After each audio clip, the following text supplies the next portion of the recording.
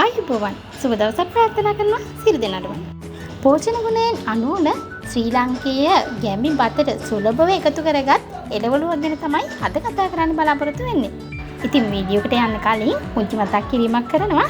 තාමත් මගේ channel එක subscribe කරලා නැත්නම් subscribe කරන්න, bell icon එකත් click කරන්න, like එකත් comment එකත් දාගෙන යන ගමන් තව කෙනෙකුට බලන්න share කරන්නත් අමතක කරන්න එපා.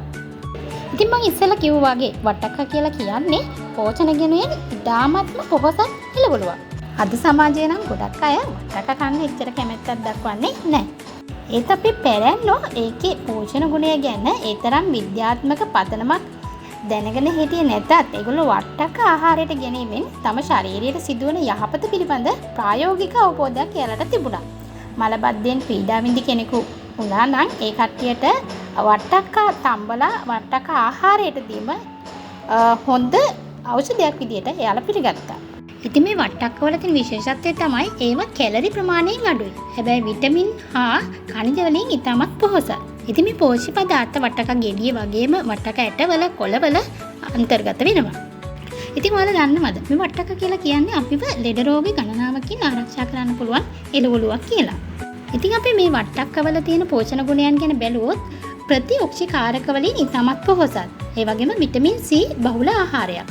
කැලරි අඩු ප්‍රමාණයකින් අන්තර්ගත වන මේ වට්ටක්කවල ප්‍රෝටීන්, තන්තු, මේද ආදී පෝෂකයන් ගොඩක් අඩංගු වෙනවා. ඒ විතරක් නෙමෙයි vitamin A, vitamin E, riboflavin, thiamine, vitamin B6, niacin, folate, pantothenic අම්ලය සහ විටමින් වර්ග වගේම පොටෑසියම්, කැල්සියම්, මැංගනීස්, යකඩ, මැග්නීසියම්, ෆොස්ෆරස්, ඇලුමිනියම් ආදී ಖನಿජ ලවණත් සැලකිය යුතු අංගයන්ගෙන් අඩංගු වෙනවා.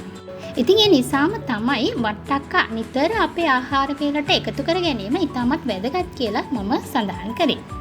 ඉතින් බොහෝ දෙනෙක් පීඩා විඳින බෝ නොවන රෝග වලින් අපිව ආරක්ෂා කරන්න මේ වට්ටක්ක වලට පුළුවන්. බෝ නොවන රෝග කියලා කිව්වොත් දියවැඩියාව, කොලෙස්ටරෝල් වගේ රෝග වලින් ආරක්ෂා කරන්න මේ වට්ටක්ක වලට හැකියාවක් තියෙනවා.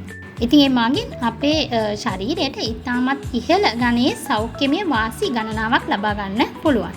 ඉතින් මේ වට්ටක්ක උයලා මාළුවක් විදිහට කනවා වගේම අපිට පානයක් විදිහට සකස් කරගන්නත් පුළුවන්. ඒ වගේම රොටි විදිහට සකස් කරගන්නත් පුළුවන්. අපි බලමු වට්ටක්ක පානය සකස් කරගන්නේ කොහොමද කියලා. මම කියන්නම් වට්ටක්ක ග්‍රෑම් 250කින් අපි පානයක් සකස් කරගන්නේ කොහොමද කියලා. ඉතින් මේ සඳහා වට්ටක්ක ග්‍රෑම් 250ක් අවශ්‍යයි. ඒ වගේම රස අණුව අවශ්‍ය ප්‍රමාණයට මීපැණි හෝ සීනි, ඒ වගේම උතුරුවා නිවාගත් එළකිරි කෝප්පයක්. ඉතින් මේක සකස් කරගන්නේ වට්ටක්කවල පොත්ත ඉවත් කරලා මේවා හොඳින් සෝදා කුඩා කැබලි වලට කපා ගන්න ඕනේ ඉස්සෙල්ලම.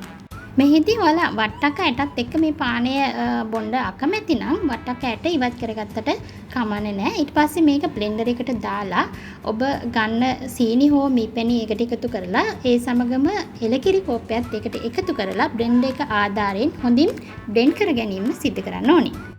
ඉතින් ඊට පස්සේ මේ මිශ්‍රණය පෙරලා අරගෙන ඔබ ශීතකරණයක තබලා හෝ නැතුව හෝ පානය කරන්න පුළුවන්. ඉතින් ඒ වගේම තවත් ක්‍රමයකට මේක අපිට හදාගන්න පුළුවන්. මේ විදිහටම වට්ටක්කවල පොතු ඉවත් කරලා කැබලි වල කපාගෙන ඒකට සීනි සහ ජලය අවශ්‍ය ප්‍රමාණයට එකතු කරලා ඒකට දොඩම් යුස එකතු කරලා ඒ විදිහටත් මේ වට්ටක්ක පානය සකසා ගන්න පුළුවන්. ඉතින් මේ විදිහට සකසාගත්ත මේ වට්ටක්ක පානය උදෑසන ආහාරය ගැනීමට විනාඩි 20කට පෙර මාසයක් එක දිගට පානය කරත් ඔබට විශ්මිත ප්‍රතිඵල ලබා ගන්න පුළුවන්. ඔබ වට්ටක් පානය කරන්න කලින් ඔබගේ කොලෙස්ටරෝල් මට්ටම සහ ඒක පානය කරලා මාසයකට පස්සේ ඔබගේ කොලෙස්ටරෝල් මට්ටම පරීක්ෂා කරොත් මේකේ ප්‍රතිඵලය ඔබට අත්හදා බලන්න පුළුවන්. ඉතින් මේකෙන් ලබා ගන්න පුළුවන් ප්‍රතිඵල බැලුවොත් රුධිරයේ කොලෙස්ටරෝල් මට්ටම අඩු කරනවා. ඒ වගේම අධික ලෙස ශරීරයේ අහිතකර කොලෙස්ටරෝල් මට්ටම වැඩිවීම හේතුවෙන් අපේ ධමනි තුල තෙල් ස්වභාවයක් ඇති කරලා ධමනි සිර කර හදවත කරා අපේ රුධිර සංසරණය කරන මේ රුධිර නාල අවහිර වීම සිදු වෙනවා. ඉතින් මේ විදිහට රුධිර නාල අවහිර වීම මගින් හෘදයාබාධ ඇති වෙන්න පුළුවන්. ඉතින් මේ විදිහට කොලෙස්ටරෝල් පානය කිරීම මගින් මේ තත්ත්වය ස්වභාවිකව පහ කරගැනීමේ හැකියාව තියෙනවා. ඒ වගේම සිරුරේ බර අඩු කරගන්නටත් උපකාර වෙනවා. බොහෝ රෝගවලට මූලික වන දේහ බර ඇතැම් විට ඔබටත් මහත් පීඩාකාරී තත්ත්වයක් ඇතිවන්නට පුළුවන්. මේ තරබාරුව නිසා පීඩා විඳින ඔබටත් මේ තත්ත්වෙන් මිදෙන්න පුළුවන් හොඳම විසඳුමක් තමයි මේ වට්ටක පානය. ඉතින් මේ වට්ටක කියලා කියන්නේ තන්තු බහුල ආහාරයක් වෙන හින්දා ආහාර ජීර්ණ ක්‍රියාවලිය ඊටම සෙමින් සිදුවීමත් මේවා ආහාර මාර්ගයේ වැඩි වේලාවක් රැඳීම නිසාත් නිතර කුසගින්නක් ඇතිවන්නේ නැහැ. ඒ වගේම අඩු කැලරි ප්‍රතිශතයක් වට්ටක්ක සතු නිසා ඒක දේහ බර අඩු කරගන්නට ඉතාමත් උපකාරී වෙනවා. ඉතින් මේ වට්ටක්කවල තියෙන බීටා කැරොටින්, ඒ වගේම විටමින් A, විටමින් C අපේ සිරුරේ ප්‍රතිශක්තිය ඉහළ නංවන්නට උපකාර වෙනවා. ඒ වගේම පිළිකා ඇතිවීමේ අවදානම අඩු කරනවා. ප්‍රතිඔක්සිකාරක බහුල වට්ටක්කා පිළිකා ඇති කරගන්නට හේතු වෙන මුක්ත කණ්ඩක භාක්ෂණයෙන් උදාසීන කිරීමක් සිදු කරනවා. ඒ වගේම පිළිකා ශෛල ඇතිවීමේ අවදානම පහත හෙලීමට මේ වට්ටක්කවලට හැකියාවක් තියෙනවා. වට්ටක්කා සතු බීටා කැරොටින් මේ සඳහා උපකාර කරනවා. ඒ වගේම තරුණ පෙනුම රැක දෙන්නත් මේ වට්ටක්කා උපකාර වෙනවා. ඉතා ඉහළ ප්‍රමාණයකින් බීටා කැරොටින් අඩංගු වෙන හින්දා දිනපතාම සිරුරට ලබා ගැනීම මගින් සමාශ්‍රිත ගැටලු බොහෝමයකට ඉතාමත් ගුණදායකයි. හිරු එරිවේට නිරාවරණය වීමෙන් අපේ සමේ ඇති වෙන අවපැහැගැන්වීම, ඒ වගේම සම රැලිවැටීම් ආදී හානිදායක තත්ත්වයන් සමනය කර සමයේ තරුණ පෙනුම රැක ගන්නට, ඒ වගේම සමයේ දීප්තිමත්භාවය වැඩි කරන්නට මේ වට්ටක්කා පානය ඉතාම ගුණදායකයි. ඒ වගේම ඇස් පෙනීම වර්ධනය කිරීමටත් මේ වට්ටක්කා උපකාර වෙනවා. මේ වට්ටක්කවල තියෙන ප්‍රතිඔක්සිකාරක ඇසේ පෙනීමට බාධා ඇති කරන සුද ඇතිවීම ඇතුළු අක්ෂි රෝග බොහෝමයකින් ඇස් ආරක්ෂා කිරීමට සමත් වෙනවා. ඒ වගේම වට්ටක්කා මගින් ශරීරය තුළ ඉහළ මට්ටමකින් විටමින් A නිපදවන නිසා අය ඇස්වල පෙනීම වර්ධනය කර ගැනීමට අතිශයින්ම වැදගත්. ඒ වගේම මලබද්ධය සමනය කරන්නත් මේ වට්ටක්කා වැදගත්.